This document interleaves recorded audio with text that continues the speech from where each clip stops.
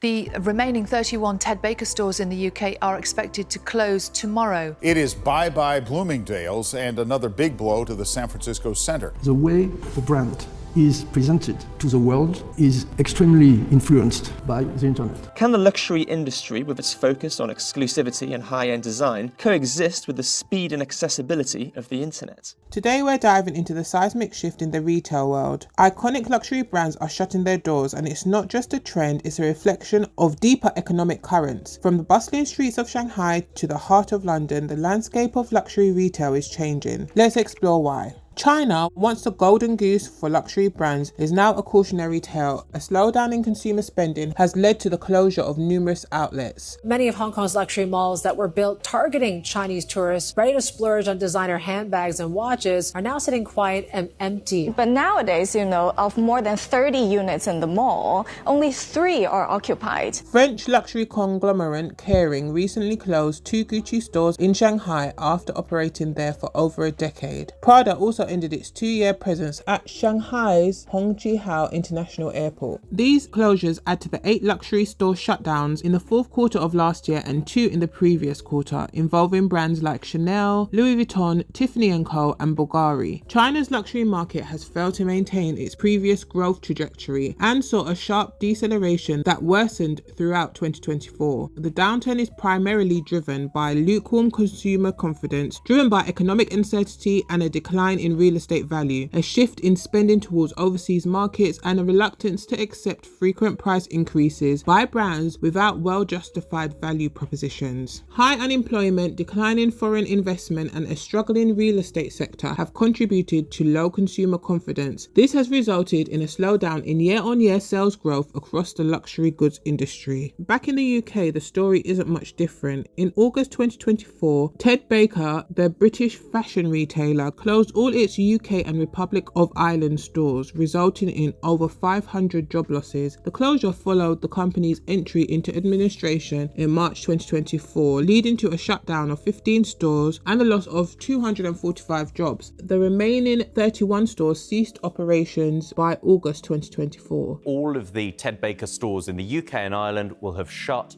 for good, for a company that had 46 UK stores and employed almost 1,000 people. It looks like the end of an era.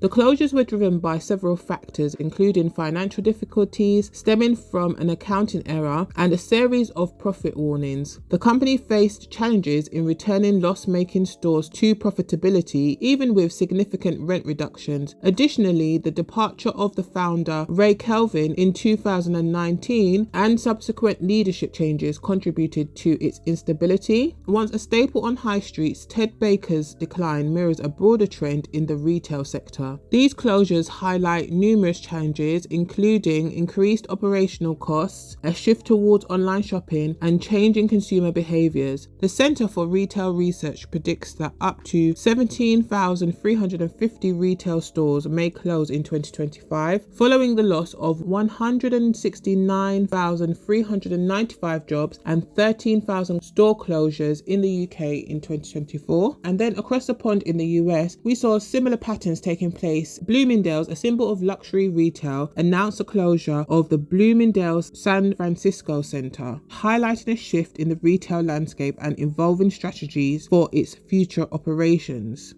In a statement to ABC 7 News, Bloomingdale said, "We are hopeful to be back to serve the San Francisco community in the future and look forward to introducing new ways to provide enhanced service to our loyal local shoppers." Bloomingdale's is owned by Macy's Inc., who is also undergoing significant changes as part of a broader restructuring strategy. This transformation involves the closure of underperforming Macy's stores and a strategic shift towards expanding Bloomingdale's and Bluemercury locations. Macy's plans to close approximately 150 of its namesake stores by the end of 2026. These closures are part of the company's Bold a New Chapter initiative, which aims to modernize its operations and focus more on profitable locations. Macy's CEO Tony Spring emphasized the need to reinvigorate customer relationships through improved shopping experiences, relevant product assortments, and compelling value propositions. The company's growth strategy centers on refreshing its product offerings, modernizing modernising the shopping environment with a multi-channel approach and investing in approximately 350 remaining Macy's locations. So what is driving the decline in consumers' interest in brick and mortar retail? It's not just about the economy. Consumer behaviour is evolving. Consumers are increasingly shopping online. Once upon a time, buying a pair of jeans meant a trip to the mall, a pile of try-ons, and maybe grabbing a pretzel on the way out. Today, you just double tap an Instagram ad at 1 a.m. and it's at your door in 2 days. There's not just convenience, it's a revolution, and it's changing everything. For decades, consumer behavior was predictable. Big brands spent big money to grab your attention. TV ads, billboards, glossy magazines. You, the buyer, had fewer choices. Shopping was a destination, not an instinct. The mall used to be packed, today it's a ghost town. So what happened? The internet didn't just change how we shop, it changed how we decide what to buy. Comparison shopping, instant reviews, influencer recommendations. Now your purchase journey starts on TikTok, hits Reddit, and maybe ends on a Shopify site you've never heard of. 5 years ago, small brands couldn't really compete with the bigger brands, and in the last 5 to 10 years, I think we've definitely seen so much more of this with brands like Telfar, who seemingly had a really good marketing plan online and have been able to establish a very well-known, successful business without any brick and mortar stores. Telfar Clemens spun his non-gendered clothing line into a massive success with a direct-to-consumer model shared mostly by word of mouth through his loyal social media and Telfar TV community. And there are so many examples of this across the internet.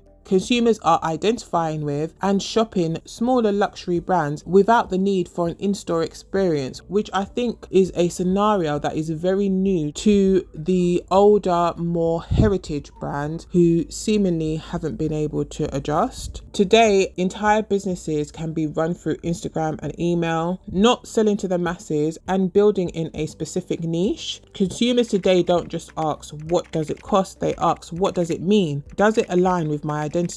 Consumers are pushing back. They want transparency, control, and authenticity. For most luxury brands, it's always been about brick and mortar. Physical stores allowed the brands to roll out the red carpet and deliver white glove service to customers, while also maintaining full control over the customer experience. But over time, luxury players have had no choice but to move online alongside their customers. Although there are some brands that are still resistant to this. For example, Chanel. Most luxury brands are responding by enhancing their online presence, offering personalized experiences and streamlining operations. Luxury brands are focusing on digital transformation in an attempt to reach consumers online. Pop-up shops and exclusive events are also becoming the new norm, offering brands a way to engage with customers without the overhead of permanent retail spaces. Luxury brands are increasingly drawn to the allure of pop-up stores as a strategic avenue to captivate consumers, craft immersive brand encounters, and ignite some furore around their offerings. This pivot towards pop-ups represents a departure from the traditional confines of brick and mortar retail, offering luxury labels a dynamic platform to innovate, collaborate, and curate bespoke experiences. By focusing on this type of engaging experience, combining art, multi-sensory elements, fashion, and beauty, luxury labels are not only strengthening their relationship with customers, but also turning shopping into an integral part of their pursuits, a strategy that enables labels to boost sales, gain visibility, and test a location for a permanent opening, while better identifying the profile of the destination's visitors as potential loyal customers. While some brands are closing their stores, others are using pop-ups to reimagine what luxury retail can be. The world of luxury retail is undergoing a transformation. The brands that will survive are those that understand the changing dynamics and adapt accordingly. What do you think the future holds for luxury retail? Let me know down in the comments below.